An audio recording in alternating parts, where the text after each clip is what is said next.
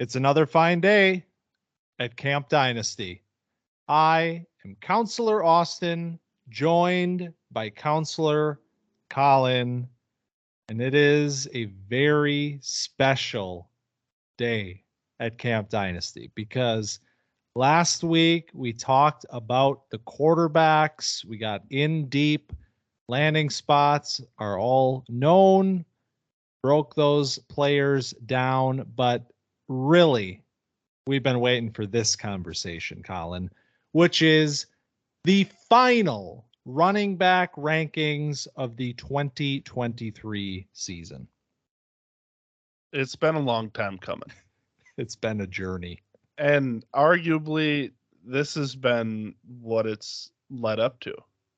You know, this running back. I mean, we'll have the wide receivers, but in fantasy football, it comes down to that running back slot at the end of the season. You're digging through waivers. You're seeing what handcuff running back is going to fill in for your injured starter. You're finding out if Wayne Gallman can get you 13 points in your playoff game. There's a name. So we're gonna break down our top 10 of this running back class, so you can spend a little less time on waivers, hopefully, when it comes to week 15. Top 10 running backs. We have been talking about this class, since last summer, and it got a lot of press, got a lot of hype. Deservedly so. Maybe we're going to talk about that today. We've broken down these players for many months. You go back, running back rankings 2.0 is when we spent a lot of time on these players as prospects. Some new names are going to crop up today, guys, that we haven't really broke down yet on the podcast. So I'm excited to dive in. I mean, man, it's like you said, this is the cream of the crop right here. This is the position that wins championships in this game. And this is the sort of class where you can be even a little bit later in the draft and potentially still finding guys that can contribute for your team this season. So we're going to talk about all of them right now, Collin. Let's not waste any time because we got a lot of running backs to talk about today. Start us off. Number 10. My number 10 running back is someone who's familiar to the program. Sean Tucker. He's a undrafted free agent to the Tampa Bay Buccaneers. They gave him a pretty sizable contract for a UDFA. It is comparable to a 4th or 5th round pick. And there's not a lot of competition. I mean, Rachaad White is a good ball player, but he wasn't a high draft pick in his own right. He is a good 3rd down back, good receiving back, but we don't know if he is the plan to carry the load for the Buccaneers in that backfield. And they bring Sean Tucker in right away, get him off of the board right away after the draft. So you could say it's an indictment, they didn't draft him, but man, this is a very interesting player. And we talked about him. We talked about the medicals, and maybe that's the reason he didn't get drafted, something along those lines. But now we're here. He's on an NFL team, and he's on an NFL team that, even with Rachaad White there, doesn't have a ton of competition outside of that. So one way or another, you're going to see Sean Tucker carrying the ball. Yeah, I'll just start by saying Sean Tucker is not in my top 10, but he would have been an honorable mention for me had you not brought him up here at 10. So I'm glad that you did, because this is a very interesting player. Now, a big reason why he's not in my top 10 is because there is only one running back that I'm going to talk about in my top 10, and he's the one I'll be talking about shortly, that I had graded lower than Sean Tucker. So this was a player that I wasn't in love with in terms of the grand scheme of the class from the get-go. Now, that being said, you see this UDFA status, and it's like, well, why are we talking about UDFAs here? I'd be willing to bet that a very significant portion of what went into Sean Tucker being undrafted is because of the medicals. It is a heart-related issue that is scary, especially at a position like this where it is not, we know the story here and it's not a premium. Teams don't want to invest heavily into it. So a guy like Tucker, you let him slide. You let him fall out of the draft. And then, like you said, Tampa comes in, scoops him up as a UDFA almost immediately after the draft. So, yeah, I think there's a pathway here. It's a great point that you brought up that Rachaad White is not a highly touted prospect at all. This was a 5th-round pick. It's a running back that honestly I think has comparable talent to Sean Tucker just on a base level. So Tucker's going to come in and compete. And as long as he's healthy, there is a pathway to touches for him. So he's certainly worthy of a selection. I have a 4th-round stamp on him right now. Take the flyer on him, man. UDFA doesn't matter. This is a little bit of a special circumstance. Yeah. I have a late 3rd on him, and you wonder how different it would have been if you're looking at if you went to the combine and participated in all the drills there and lit it up. If this is a different story, I'm interested to see what's up with Sean Tucker. He looked really pissed off at the neck. Did you see the camp photo that circulated around? Oh, I didn't. No, actually. He looked mad. He was like locked in. I liked it. He got the chip on his shoulder now. That's dangerous. Right. All right. Well, my number 10 running back is actually a player that I had graded lower than Sean Tucker, but I see a pathway to snaps, and he's a guy that I really like in the 4th round this year. It's Chase Brown from Cincinnati. So he goes to the Bengals, right, where everybody is speculating what is going to happen with the Bengals and Joe Mixon. Are they going to take a running back? What we still don't know what's going on with Mixon. He is still on the team at this point, but I think there's enough of a pathway for something to happen, whether that is a suspension or he gets cut or whatever, that Chase Brown becomes really interesting because there's not anything else going on there. Samaje Perine is gone. He's in Denver now. Chase Brown as a 5th-round selection suddenly becomes kind of interesting. And it's a player that I actually sort of, before the draft, thought if there's going to be a Tyler Algier in this class, it's going to be Chase Brown. And it just so happened that he ended up in a spot that could lend to that happening. So I like Chase Brown in the 4th round this year as my sort of, I'm going to roll the dice on this guy and maybe get a huge return on investment. Yeah, I have Chase Brown a little higher. Oh, wow. Nice. I do. Nice. I have him. I don't know if we want to talk about him later or should I just get into it now? You can, whatever you want, man. I don't know how much higher you got him, but well, I have him at RB2. So oh, nice. Well, so maybe we wait then. Yeah, no. So I have him at RB8. Okay. Yeah. So not a ton higher, but I have him right in the 3rd round, and basically, you could be seeing one way or another. Joe Mixon is not long for the Bengals if he's cut before this season, like post June 1st potentially, or if he ends up off the team next year. The only problem that I have with Chase Brown, number 1, he's a 5th-round pick. Number 2, he's got a lot of miles because Illinois was not shy about featuring Chase Brown in the backfield. So you're not going to get a ton out of him, but it'll be nice little dart throw late in your draft to get a guy that could be starting pretty soon. So, Collin, I've already compromised the episode. Chase Brown is my 11th ranked running back in the class. So all credibility is gone. See you next week. I've overdrafted 2 running backs now. Yeah. I've overdrafted Sean Tucker as my RB10 and Chase Brown's my RB8 is what you're telling me. Well, yes, that is what I'm telling you. So I'm really curious as to which players I have that you don't have in yours. Yeah. But yeah. So, okay. Chase Brown is my 11th ranked player, 11th ranked running back. Want that to be known. I will talk about my number 10 ranked running back right now. That is Zach Evans. So we're going to just start here.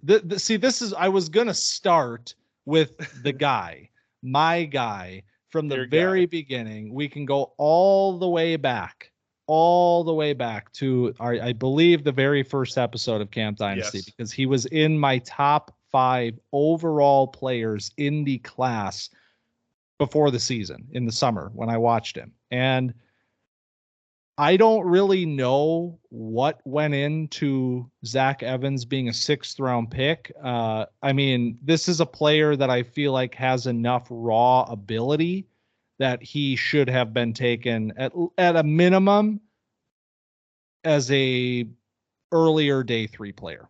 I figured, he's going to fall into day 3. I think we talked about that even on Flavors of Takes.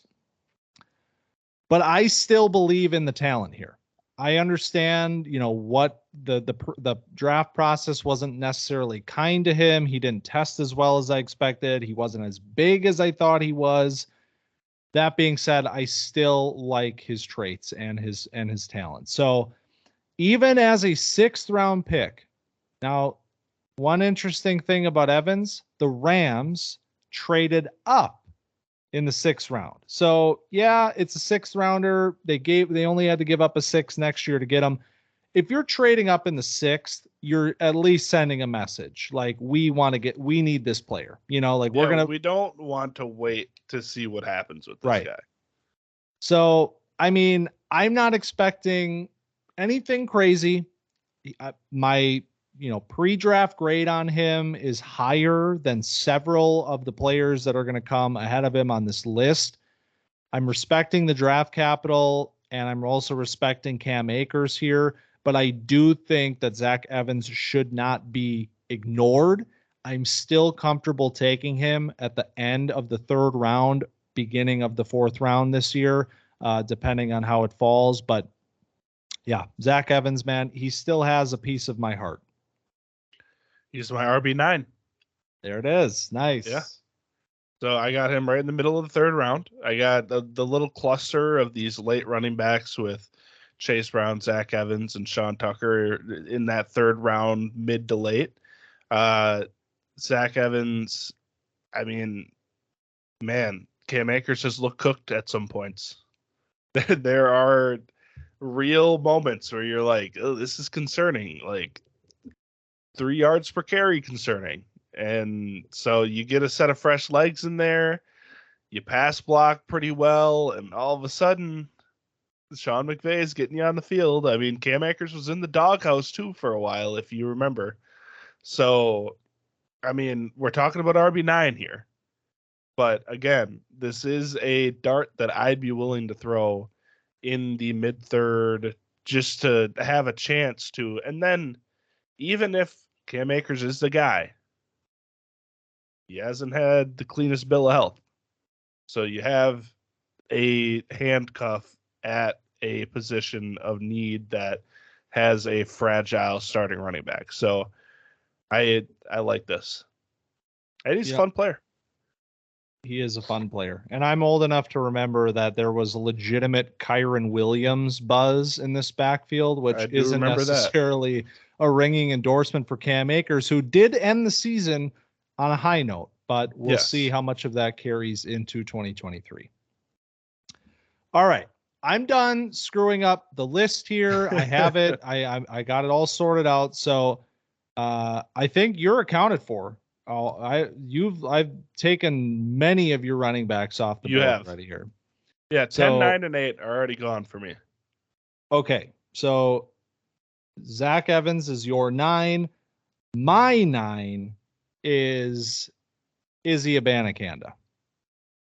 So this is one of your guys, I would say, in the process. We talked about him a lot throughout the season. Was very interested to see, what would happen to this player in the draft process. And after his pro day, there was some legitimate buzz about Izzy and where is he going to go in the draft. Well, he ends up being a day 3 player. He is a round 5 selection to the New York Jets. And I think we mentioned this on the draft reactions show that obviously this is a little bit of a value killer because he is behind Breece Hall. The reason that I have him at number 9 still is because we don't exactly know what the timeline is on Breece yet, or at least I haven't heard the latest. And so there is potential that, he'll get some work early in the season, even if Breece is healthy and kind of reacclimating. I mean, I still think you're going to get a little bit of Michael Carter and now Abanikanda in there as well. And I think he has potential to become sort of a change of pace player for them. I think that's kind of, a good role for him in the NFL. And that might open up to more touches down the line, as a strong handcuff. So I like Izzy at the tail end of the 3rd round this year. Okay. I have Izzy as my RB 11. Early 4th, I have him at. That's mostly because, like you said, Breece Hall is their guy. Michael Carter's there in that backfield. And I love Abanikanda, man. I do. But Breece Hall is trending towards being ready for camp. So that's good news for Breece Hall. Not great news for Abanikanda, but it is a good scheme. We talked about the ideal landing spots for Abanikanda, and we were talking about potentially the Dolphins with the Shanahan run scheme because we felt like Abanikanda would fit really well there with the one cut, kind of pick apart, go through that zone running scheme, and then hit your stride quick. And they have some of that with this Mike LaFleur, which isn't Mike LaFleur anymore, but the Robert Saleh, Shanahan, they all hold hands. So there is the DNA of that offense in New York. And then, so it's a nice scheme landing spot, but it's a bad landing spot because there are just too many guys, too many good players. There are a lot of good players. And one other thing I will say about Abanikanda, one thing that goes into me putting him slightly ahead of Zach Evans, he's 20 years old. So there's the possibility of him looking impressive as the number 2 back there and still, potentially finding his way into another situation later on down the line. So long-term piece here, not a guy I'm expecting to contribute, this season, but still like the player. Also, the fact that Breece has already torn an ACL, and if Abanikanda just looks better than Michael Carter, they could just bring him in for relief because Izzy had multiple 30 carry games at Pittsburgh where he was just toting the rock. So he's more than capable of handling the load. So if they want, like you said, to either ease Breece in or just give him a season to reacclimate completely, you could see a decent amount of Izzy. Like, it's not going to be overwhelming RB1 type of thing, RB2 even, but it could be, it's worth a shot. So number 8, I'm going again because your number 8 was Chase Brown. Chase Brown. Yep.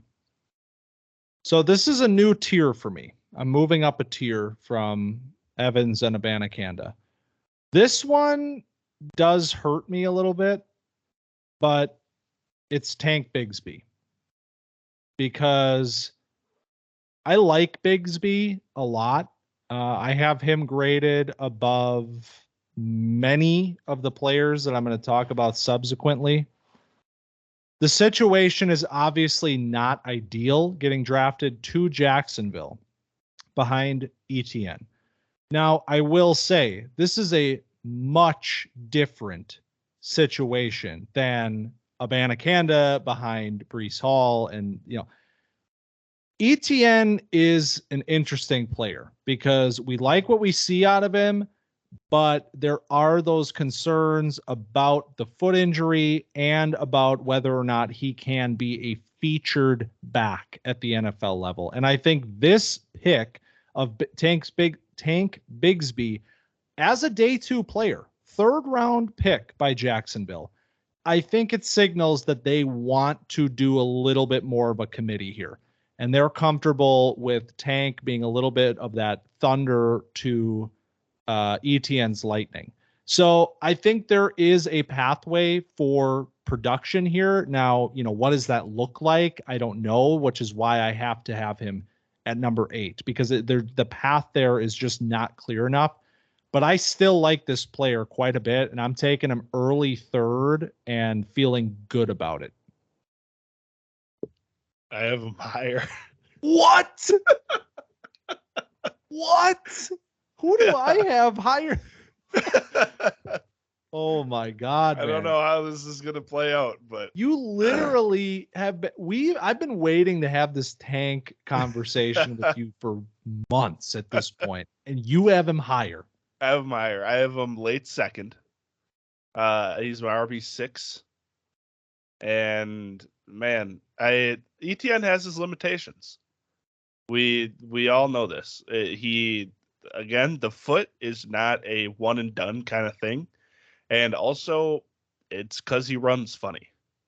I don't know if everybody has seen the duck foot that he runs with. He runs on his toes and his feet are point outward.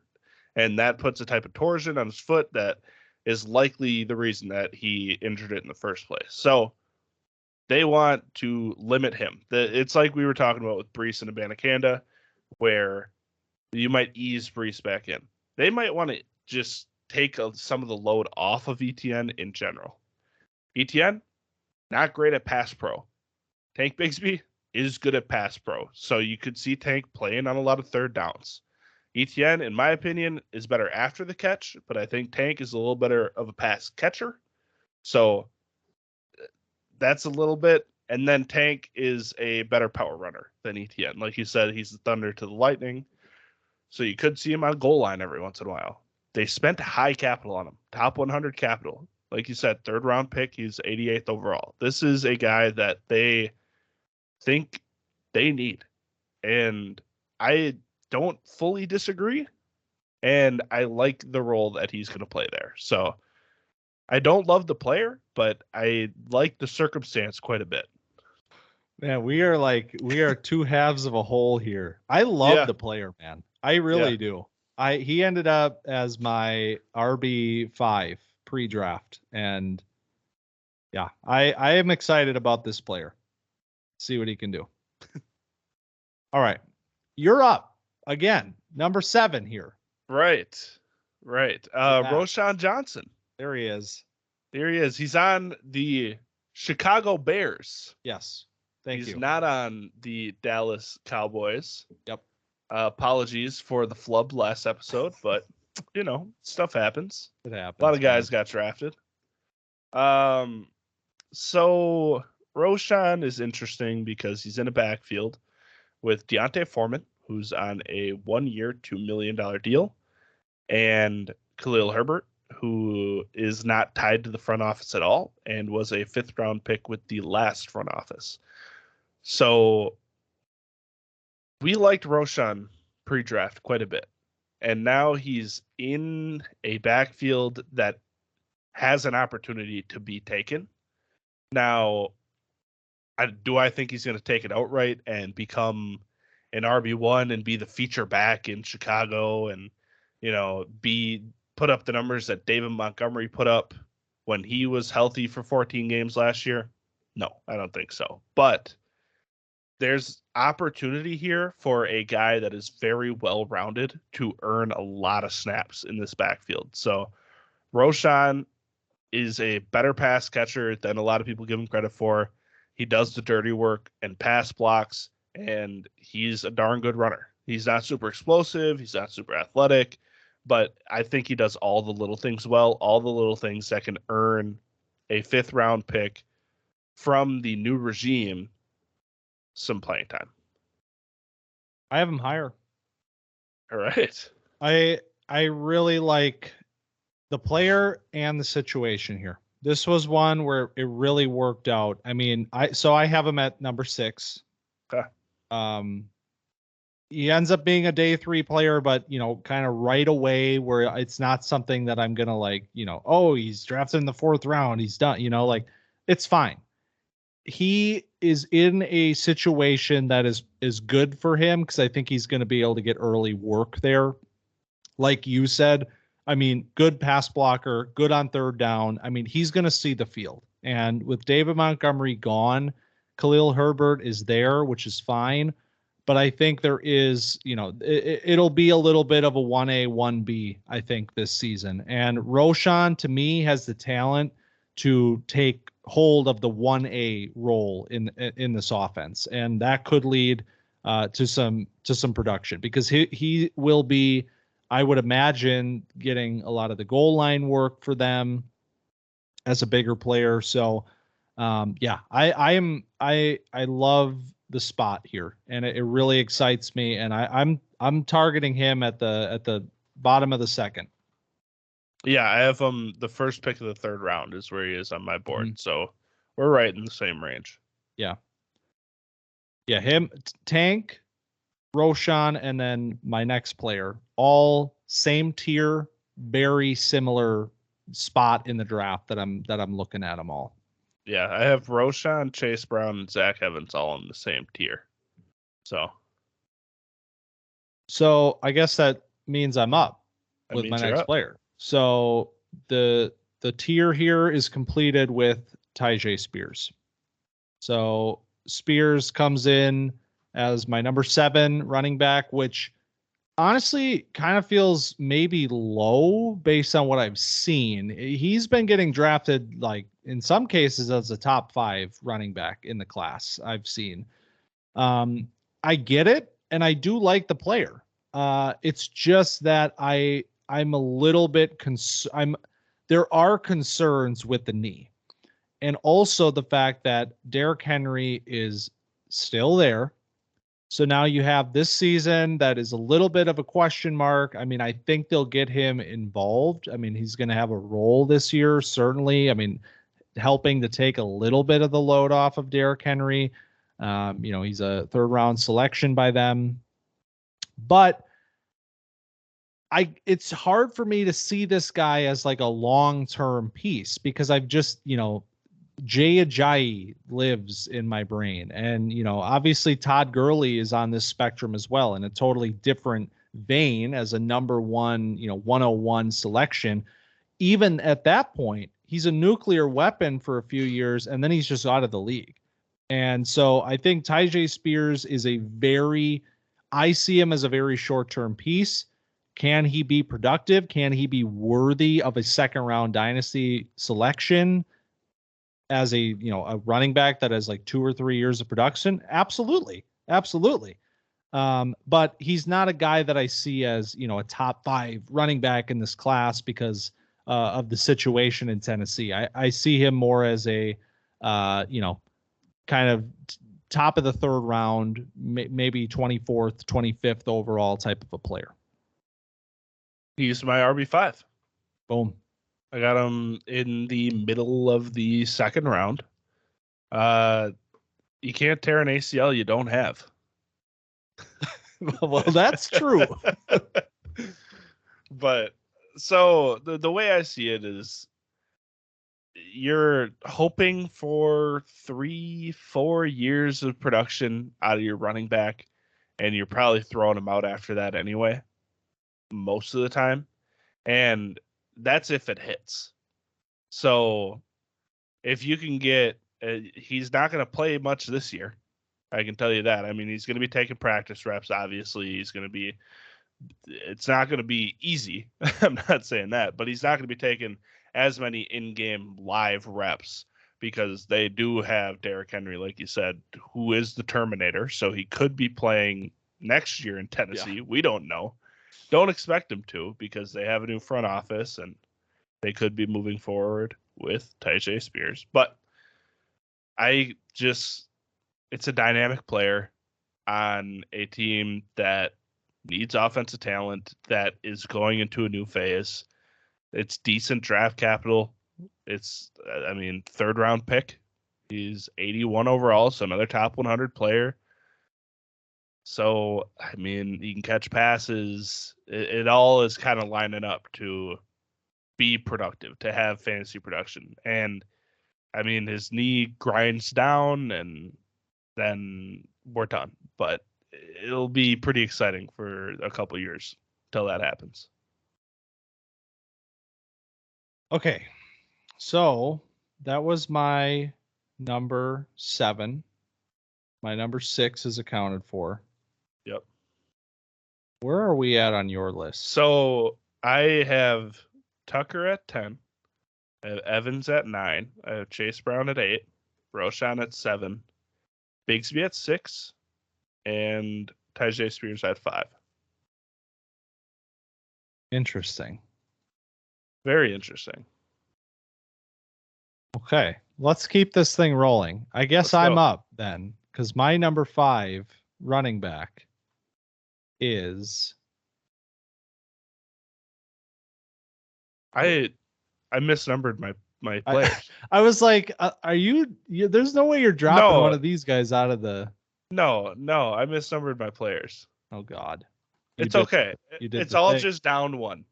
You did the thing. I did the thing. It's all down 1. It's fine. Everything is okay. Okay. I was like, wait, I recounted. I'm like, 1, 2, 3. Fuck.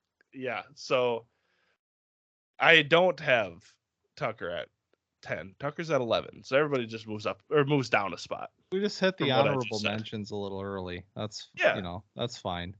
Yeah. I got Chase Brown in there. I feel better that Chase Brown's my RB9. That feels right. There you go. So Tyjae Spears is my RB6. 6. Okay. Yes. All right. So Roshan is my 6. We talked about that. Yep. So then your number 5, Colin. We are moving into the top 5 officially. Yes. My actual real number 5, not clickbait, is Kendre Miller of the New Orleans Saints. So he was another 3rd round pick.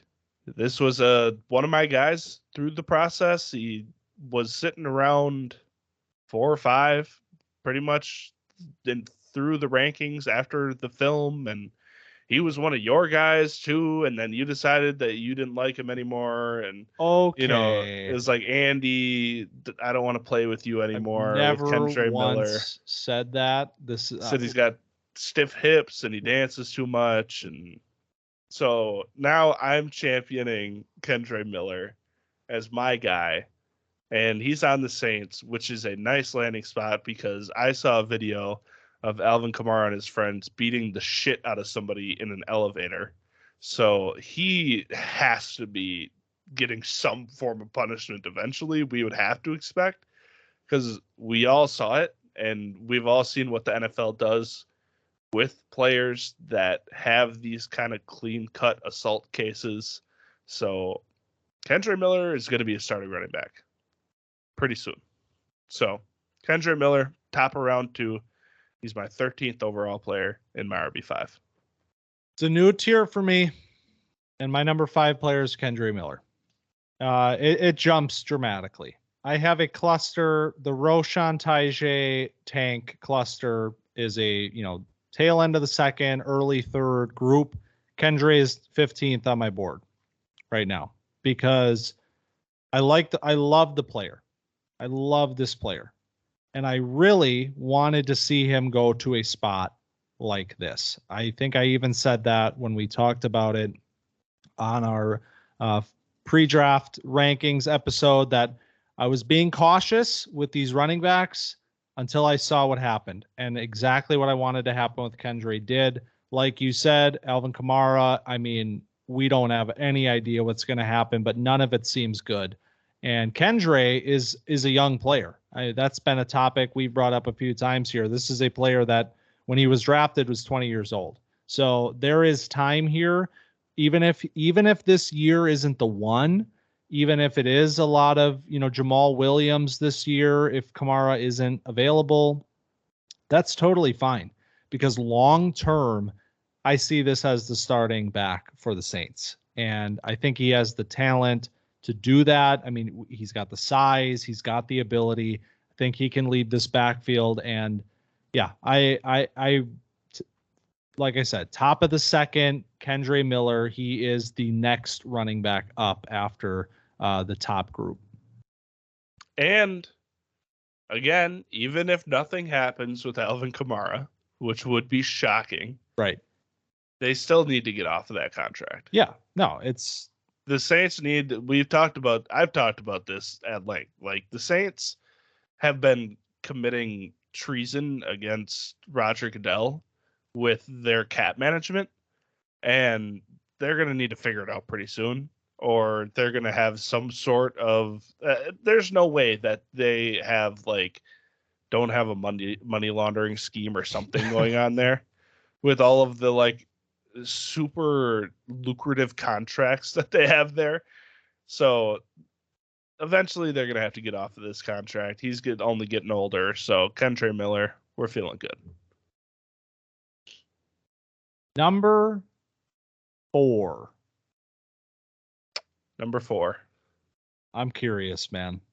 Well, okay. This is the big one.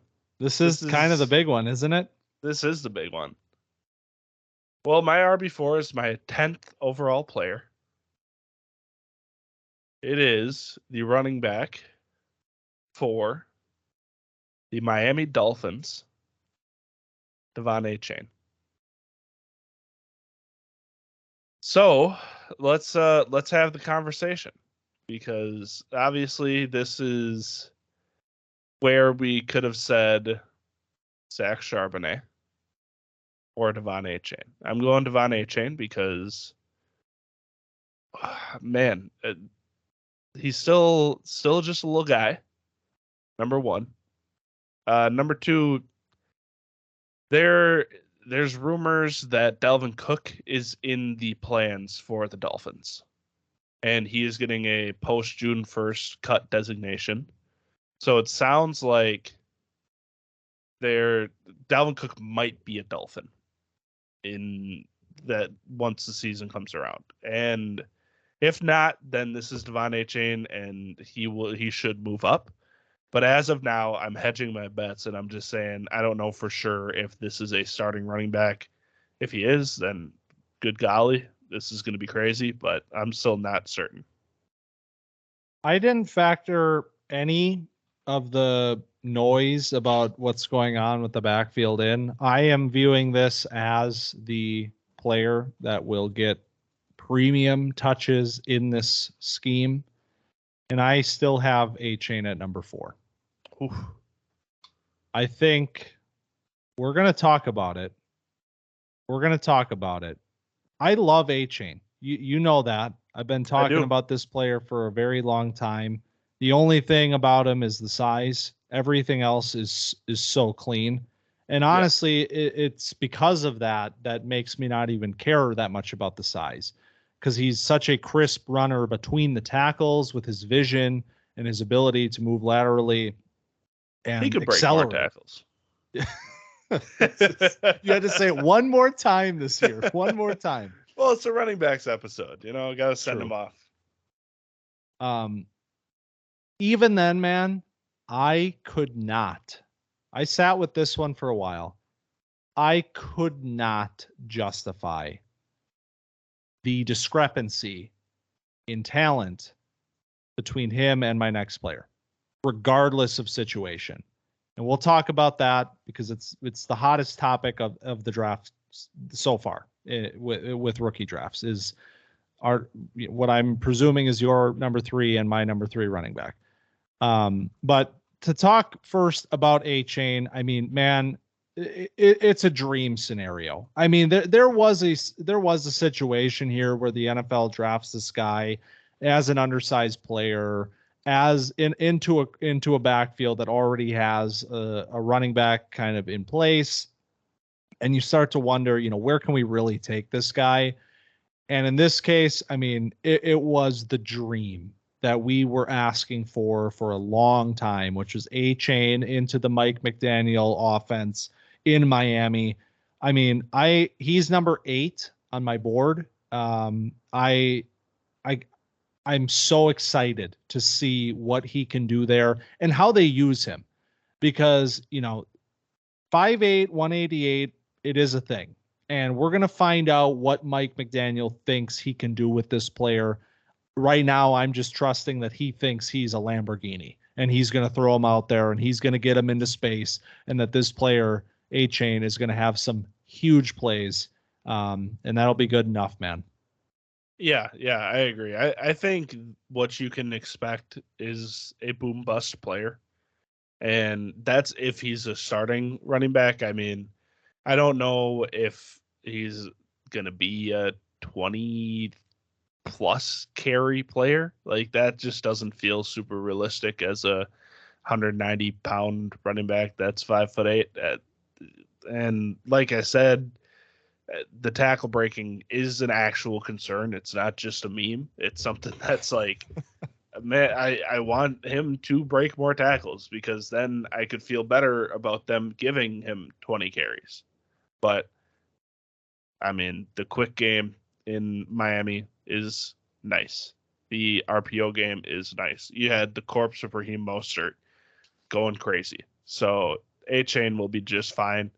Like I said, what worries me most is if they add a running back, and by a running back, I mean Dalvin Cook or Zeke or something that is going to get vulture some touchdowns and get more carries than they should, and then you feel a little bit worse about taking Devon A-Chain in the first.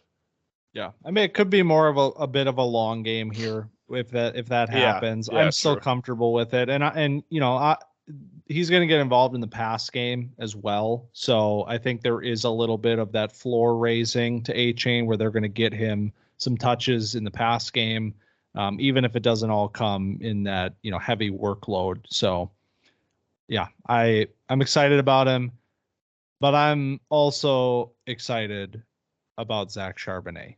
And I don't care what the haters say. I'm not moving him any lower than RB3 in this class. I can't do it. On principle, I have a very high grade on Zach Charbonnet. He got second round NFL draft capital. I don't care about Ken Walker. I think Charbonnet is going to eat in this backfield one way or another. I mean, this has been a conflicting. It's been tugging at my soul since draft day because yes, he went 52 overall in the second round. He also went to the Seahawks that has an established game with Ken Walker, but then at the same time, they can use two running backs. They did it with Penny and Carson when they were both healthy for the 8 minutes that they were healthy together. So, but in all reality, these two players can work together. It's as simple as that. And we go back to the thunder and lightning of ETN and Tank, but just juice it up a couple levels because Charbonnet is the thunder, Ken Walker is the lightning in this scenario, but Charbonnet is also better on the goal line. He's also a better pass catcher. So you can see Charbonnet getting third down work, goal line work, short yardage work, and then you start to see Charbonnet just get a lot of work, man. And then Ken Walker starts being the change of pace guy. And then you feel pretty good. You feel pretty good about, I mean, the Ken Walker people don't feel pretty good, but the Charbonnet people are like, man, I got the same player that I would have got just at a discount. And so as you see him sliding down that first round board, ooh, it'll feel pretty good to hit draft on him at 108. Well, that's the more important question here is where do you have him? Where are you taking him? So I have him at 7 on my board. I think I want to put him at 6 just from now talking. But it's like right in the middle of the first. I have him at 7. Yeah. Yeah. The wide receivers, keep them there. 4 through 6, that's fine. But I'm not letting Charbonnet fall any further than that because, yeah, the talent is just too extreme. And I'm going to maintain that this is worse news for Ken Walker than it is for Zach Charbonnet. I'm going to keep beating that drum. I'm going to get told by a lot of people that it's the other way around. That's not the case. I'll believe it when I see it. This player is special in my eyes. I agree. I mean, I didn't see it at first, but as you think about it more, it starts to make a lot of sense. That the problem that I come to is, are we like with this offense? Is there too many mouths to feed in general? Because and this is a year 1, year 2 problem mostly, but 2 years is a long time when it comes to a dynasty running back, especially someone that stayed in school an extra year. So you look at DK, Jackson, Lockett, Ken Walker, Charbonnet. That is 5 guys that are projected to be fantasy relevant. They can't all be. I don't expect that to happen. So we're saying Charbonnet cuts into Ken Walker's role. So that takes 1 out, and then we're looking at 4 guys. It's going to have to be a damn good offense, is basically what I'm saying, for this to all work out. Well, what do we know about Pete Carroll? They want to run the ball. So if anything, I think the wide receivers might be the ones kind of taking a step back because you have Geno and you like what you saw last year. But I think now you bring in another premier talent in the running back room. Now you can pound the rock and they can really rely on the run game and the play action game. I mean, I think if anything, and we'll eventually get to talk about this, but JSN, I mean, this year I think could be pretty slow going for him as they kind of work him in, and Lockett's still there, and they're not going to play the same role. I mean, Lockett, you could get Lockett out on the flanker and put JSN in the slot, and Lockett's taking the top off. JSN's working underneath, and DK's on the other side playing the X, going down the sideline. I mean, there's a way for all of these players to coexist. In fact, they fit very well together, but in terms of statistics, I don't think it's going to be a lot of volume for each of them. I think it's going to be very spread, and I think you're going to get a lot of run game. And I think that it's good news for both of these guys. Ken Walker, Charbonnet, I think there is a path where each of these guys has relevance, fantasy relevance this season and beyond. I like that. Number 2. This got pretty clear cut. Yep. We both had Zach Charbonnet as our number 2 running back when we talked about pre-draft rankings, but a player gets taken 12th overall. You got to kind of follow the marbles as they roll. So is that an expression? I haven't heard that one before. I'm going to trade. That's trademarked now. Follow the marbles as they roll, man. As they roll. Sure. All right. I'll never say it. Jahmyr Gibbs. Tell me why Jahmyr Gibbs is a good player. Jahmyr Gibbs is a good player because he runs fast and he is cool. And he wears number 1, which is also cool. No, Gibbs is a game-breaking kind of player. We talked about A-Chain, where he is, he always has a shot. He's a home run hitter. I think Gibbs is like A-Chain in that sense, but also has a lot more nuance and is a special pass catcher. I think it kind of has gotten lost a little bit in this whole, analysis period between January and now, that Gibbs is an exceptional pass catcher. And we can't let that, and that's why he gets taken at 12, because he's more than just a running back. And our number one, we'll talk about, that is a different story, but these teams are looking for their dual threat guy. They're looking for somebody that can affect the game in multiple ways, somebody that can be a Swiss Army knife, someone that can make Jared Goff's life easier while they have him. Hendon Hooker's life easier if he's their quarterback in the future.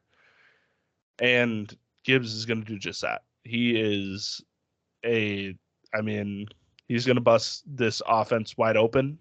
We talk about the lack of targets there with Amon-Ra and basically nobody else until Jameson Williams comes back from his suspension.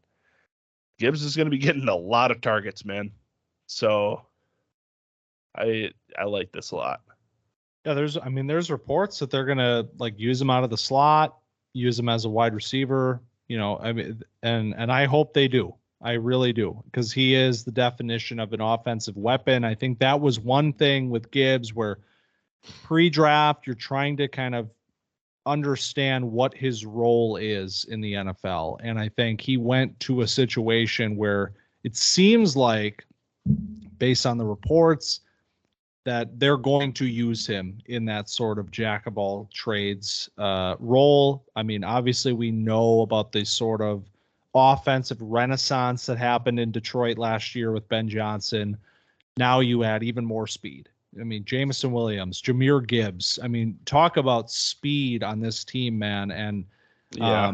I'm just excited to see, how he's utilized. He immediately pushes DeAndre Swift out of town.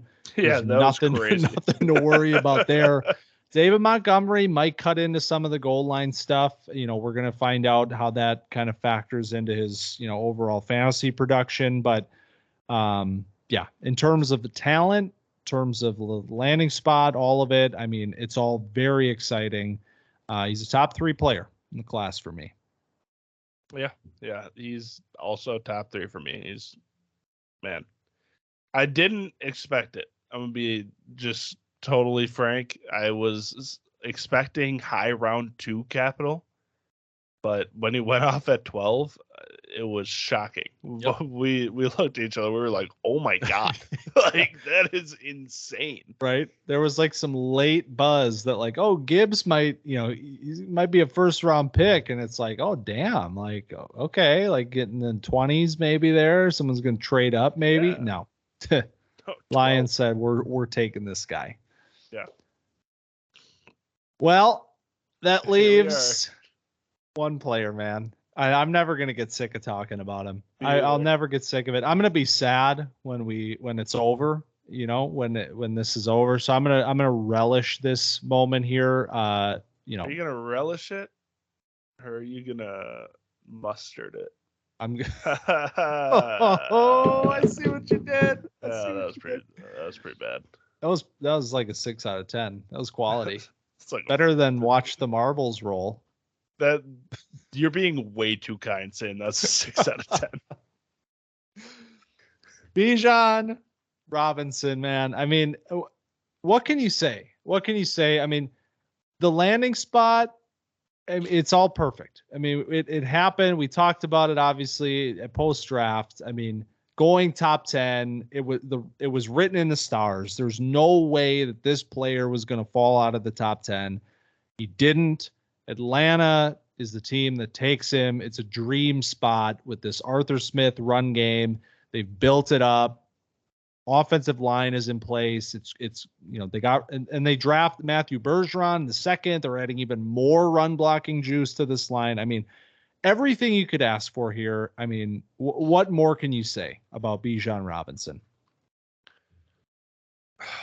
The moment that Atlanta was on the clock, it was like, what if? What if they actually do it? We talked about it, like you mentioned. We said he was going to go top 10. We said he might go to 8, and then They do the thing, man. They don't care about everybody else's board. Atlanta. They just, should they go quarterback? Nope, don't. You know what we want? The number one player on our board, and that's Bijan Robinson. And the reason for that is because he's damn special. And if you want to talk about positional value, and this was a bad pick, because I don't care, because you know what's going to be cool? Watching number 7 dominate everybody, because they have an incredible run offense with Tyler Algier. So I can't even imagine what it's going to look like with Bijan. So I mean, I can't wait. Like, this is going to be, the Falcons are going to be appointment television with Desmond Ridder at quarterback. I mean, you got the job that Terry Fontenot has done here.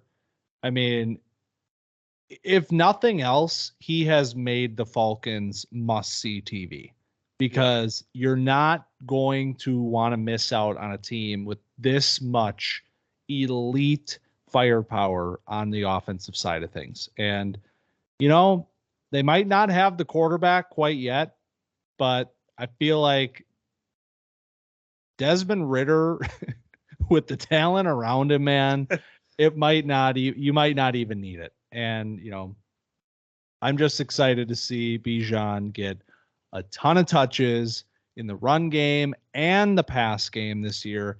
I mean, he has legitimate RB1 overall upside as a rookie. We've seen it before with Saquon. It's in the cards for Bijan this year. Absolutely. So you take this player at 1 and you just sit there and smile the rest of draft day, because you just got a franchise altering player. Bijan is the first and only player to be the Dynasty RB1 before making his debut. That is a fun fact. Nice. He was going as the 105 in non-Superflex startups. So that's behind Justin Jefferson, Jamar Chase, CeeDee Lamb, and AJ Brown. He might be higher than that now, because this was a bit ago. But this is, when you say the word generational, which we have our qualms about, this is what you're talking about. Right. A guy like Bijan. So you see the best prospects since Saquon. I wish I had one number 1 pick. Like, I gotta watch somebody else like have this player, and it's gonna be a team that stinks too, and that just makes me sad. I need to join another league that's doing a startup, and then just hope that I have a top 6. I know. I just did a startup of a new league, and it was a super flex startup, and I had the 102. Oh, God. I thought about it. I took Josh Allen, but I thought about it. I was like, I could just take Bijan, and then I'd have Bijan. Yep. But it would have been irresponsible. I should have done it. I'm going to trade Josh Allen for Bijan. There you go. Man. So, yeah. I mean, it's literally since last July till right now in May, it's Bijan. And it's always been Bijan. So, but man, this running back class is very interesting. I don't know that it was, I don't know that breaking it down now post draft is like as groundbreaking as like what we kind of thought it might have been when we did initial rankings once upon a time. But that being said, man, there are guys in the 2nd and 3rd round even that can make an impact and have paths to potentially even more than that for a dynasty team. So it's an exciting draft at running back. Let's make it clear. Yeah, I 100% agree. I think this class shines in its depth. Yeah. And a lot of people are going to be happy that they've been saving up these draft picks. Even like the only spot that I don't love is like the late second. That's where it's like a little iffy. Like you either feel like you're reaching on guys. We talked about that where it's like, well, you go get your guy, but you might not feel super great about the value. And then early third, same kind of thing. It's like, but then you get, I don't know. There's so many names that you feel like once they're on your team, you're like, you know what? I could talk myself into this player. Yeah. Yep.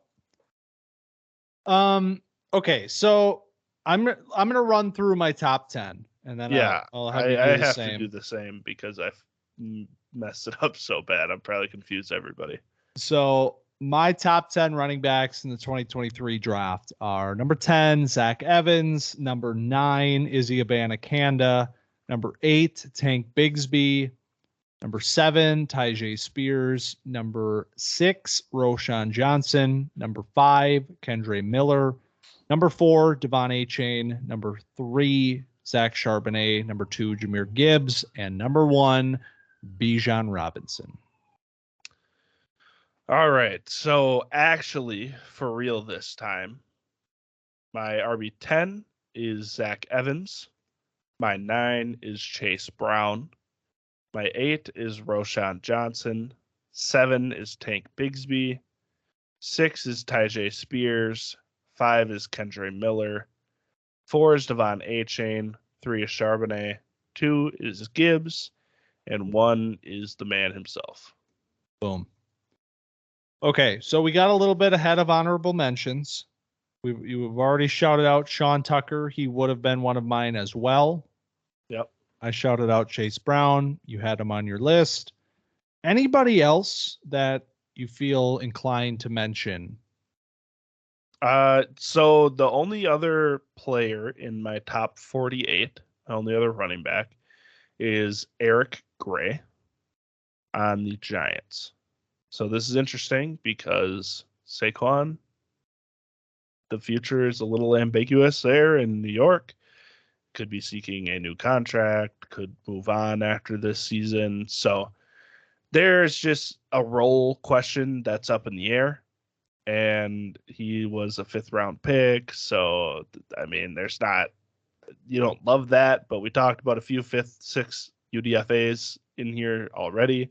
So I don't love Eric Gray as a player, but I mean, it's something. It's interesting. There's a role available there. So I have him as my RB13. So yeah. That's one where the situation supersedes the talent a little bit. I don't like Gray really, but a guy that, worth a stash at the very least, just see what happens. For me, that player is Dwayne McBride. I don't know.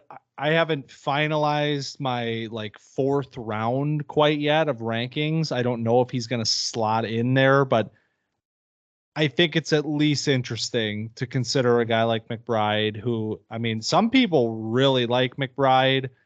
I'm a bit lower on him than some other folks I've talked to and heard about. But at the same time, Caleb. Yeah. Shout out Keel Pro. But Minnesota, interesting because, like you said, Dalvin Cook potentially on the way out. I mean, we kind of expect that at this point.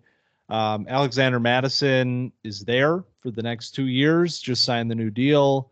Wasn't big money or anything, but I think he would be the starter if Cook goes.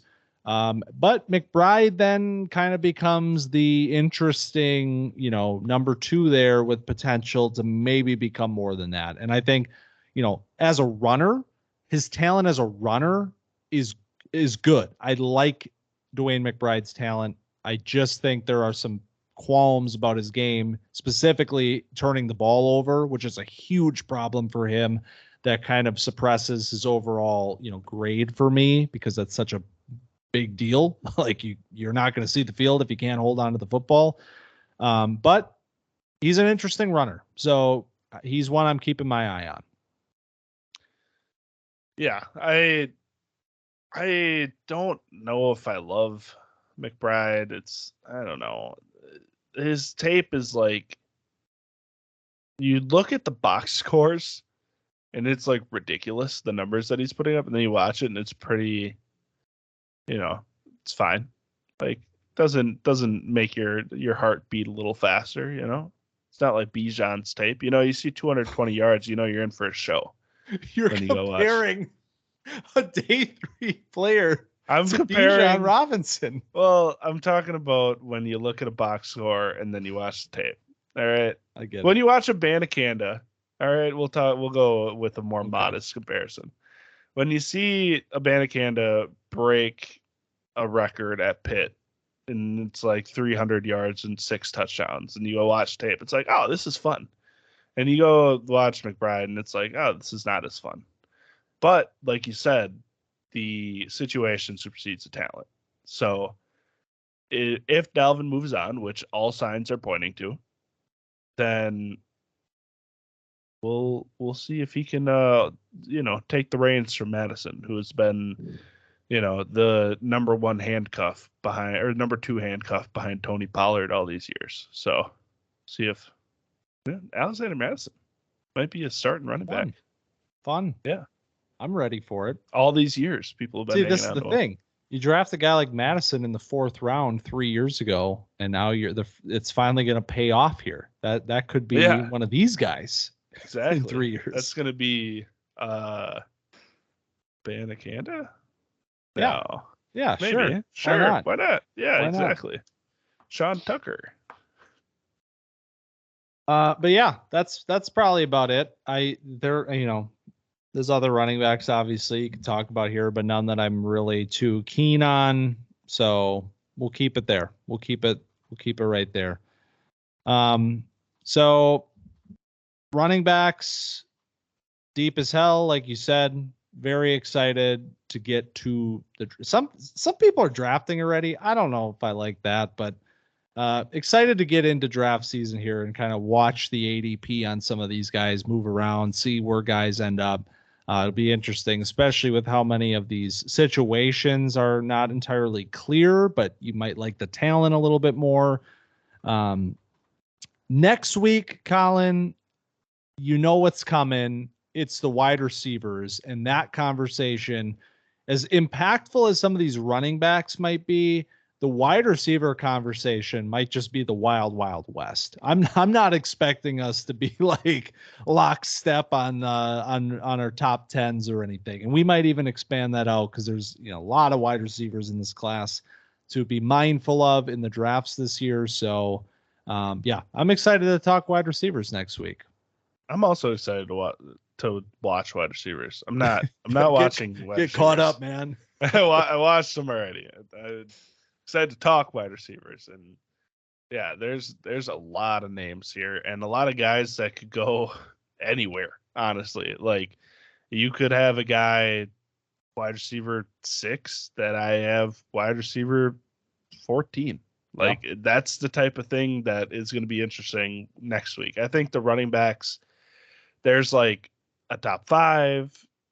And then the tier break, and then there's another couple, and it seems like they're in clusters. But with the wide receivers, it's like, man, you got the first rounders. Do what you want after that. Yep. That's how I feel. Yep. So that'll be exciting. I'm looking forward to that conversation next week. Until then, follow us at camp_dynasty on Twitter and camp.dynasty on TikTok. Also check out the YouTube channel, which is just Camp Dynasty. The pods are going up. Last week, quarterback rankings is up. So if you want a little bit of a visual, it's there. And of course, like, follow, subscribe, rate, review the podcast, because that's the bread and butter, baby. Yeah. Share. Mark. Maybe even share if you're feeling generous. Yeah. Screenshot.